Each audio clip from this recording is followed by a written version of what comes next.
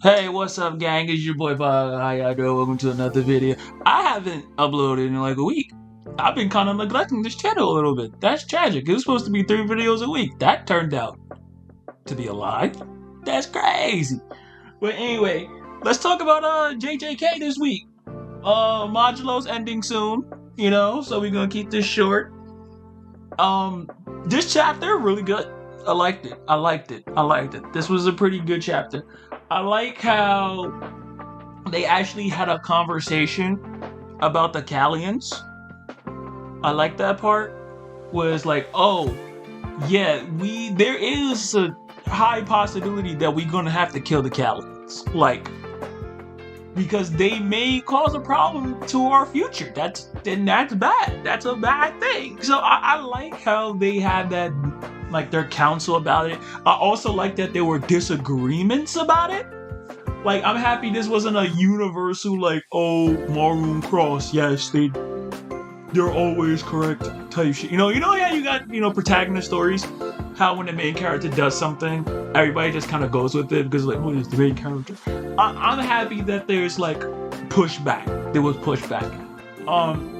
And that this isn't just solved in one day. They have to, like, they make it sound like, oh no, this is going to be a reoccurring thing, right? Like, as time goes on, when the next generation comes by, that's when we'll have our answer. Like, I like how it's like, yeah, just like it's a problem that's not solved in one day. I like that. Osuski, I think that's his name, the guy who got black flashed by Yuji. Yo, his life, he mellowed out hella quick. Bro got hit with one hit from Yuji. He was like, all right, let me chill out real quick. Now, I got thoughts, but I'm willing to sit down and listen. Bro, all it took was a punch in the chest. I mean, he got hit by... This is the same dude who got beat up by Cross and immediately became a team player. So it is in character for him to get his ass whooped and become a team player. He's one of those kind of dudes who, like, you kind of need to, like, give him the hands real quick before he starts sitting down and relaxing. He one of them kind of guys. He one of them kind of boys. But it ain't bad though, but he's like, bro, tighten up. Tight shit. But that was sick. Deborah going back to his home world. I thought that trip was gonna be 2 years. Because it took him 2 years to get from Samaria to Earth.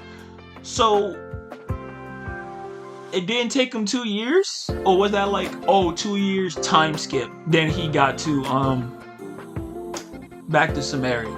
Or is it like, since we already know how to get there, like we already have the trip kind of like plotted out, then it's kind of like, we already have the trip plotted out, so it's like we have a much quicker route. We're not actually like searching.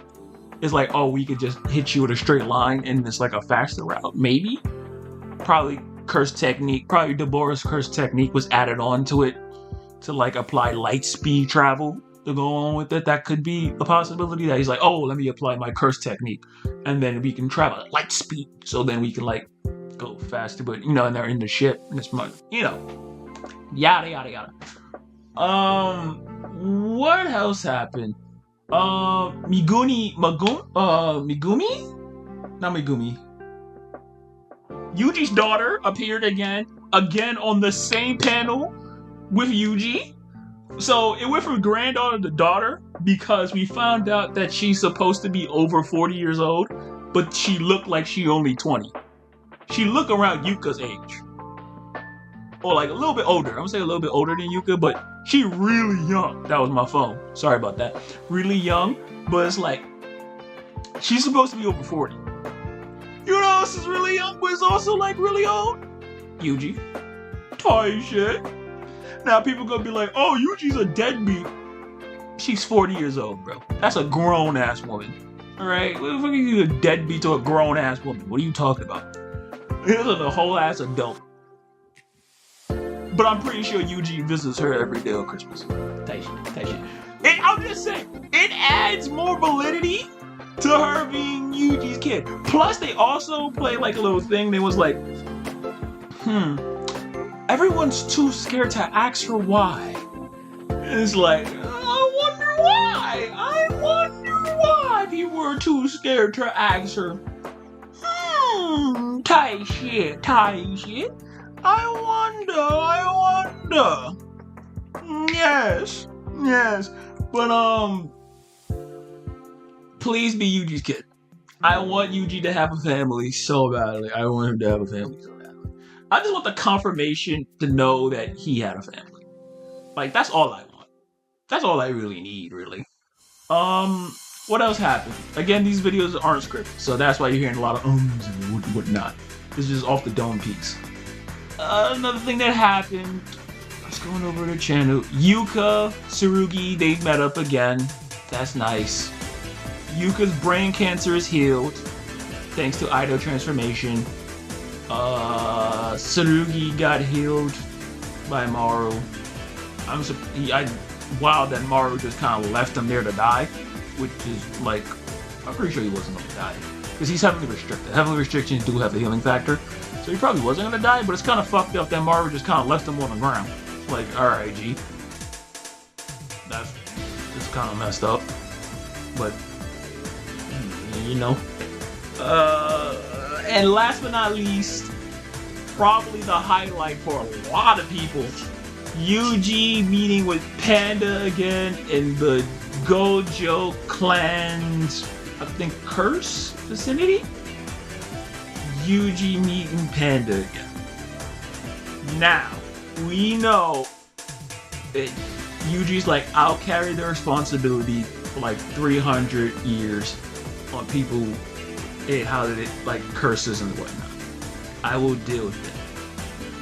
So, the current hypothesis going on is that Yuji is going to try to create more pandas because you know that in order to create a cursed doll, you need 3 compatible souls. I think 3 compatible souls? Or, yeah, I think 3 compatible souls, and they all need to observe each other.